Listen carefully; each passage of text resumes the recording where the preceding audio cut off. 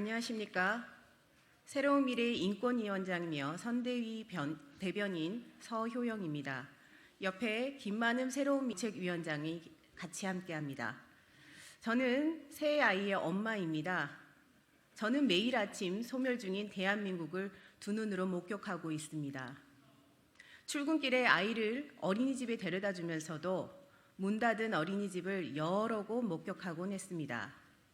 서울에서만 지난 8년간 2,000여 개에 가까운 어린이집이 문을 닫았다고 합니다. 저출산이라는 재난이 대한민국을 덮치고 있습니다. 정부는 막대한 국가 예산을 투입해 저출산 위기에 대응하고 있으나 통계청이 14일 내놓은 장래 인구 추계에 따르면 대한민국의 합계 출산율은 올해 0.72명에서 내년 0.68명으로 더 떨어지고 이듬해인 2025년에는 0.65명으로 최저점을 다시 찍는다는 예상이 나오고 있습니다. 이런 현실 속에서 세 아이의 엄마인 저와 다자녀인 엄마들은 어딜 가나 애국했다는 소리를 듣습니다. 그러나 식당이나 카페를 갈 때면 노키즈존이라는 표지가 우리 가족을 거절하곤 합니다. 한편에선 애국했다 추켜세우고 한편에선 불쾌감을 당하는 이런 느낌, 부모라면 어느 누구라도 느껴보셨을 것입니다.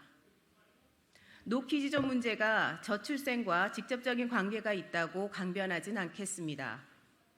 그러나 고단한 육아와 전쟁 같은 사회생활을 모두 수행하는 우리 시대의 부모들이 마음껏 뛰어놀고 안전하게 쉴 수 있는 곳을 어렵게 찾아다녀야만 하는 비참함은 겪지 말아야 할 것입니다.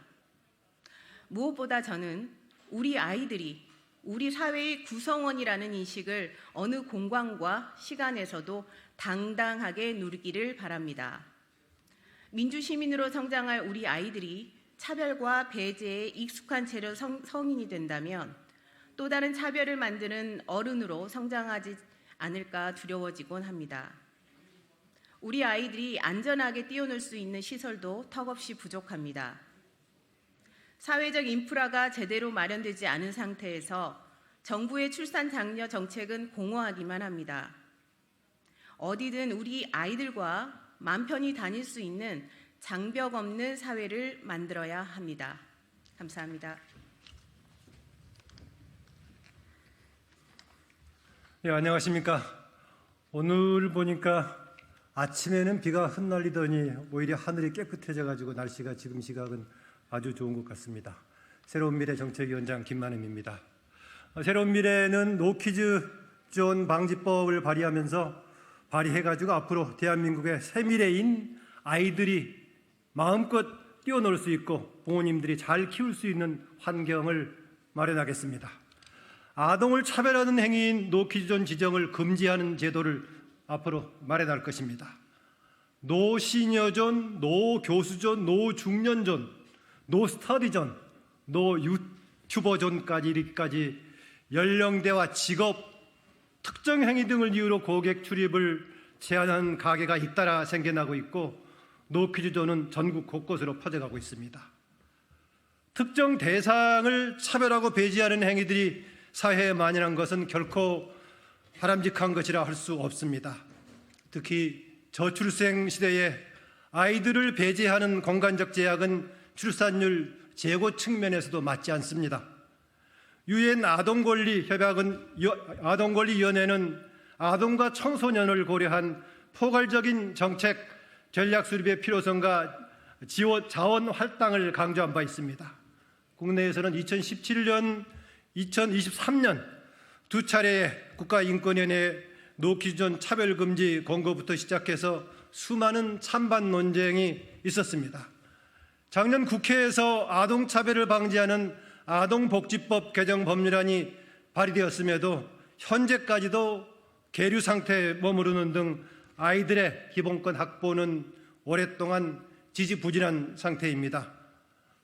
정치에 정쟁만 만연하고 대화와 협상을 통한 대안 마련이 부족한 현실에서 법안 하나도 제대로 만들어지기 어려운 현실, 정말 국민의 삶을 더욱 힘들게 합니다.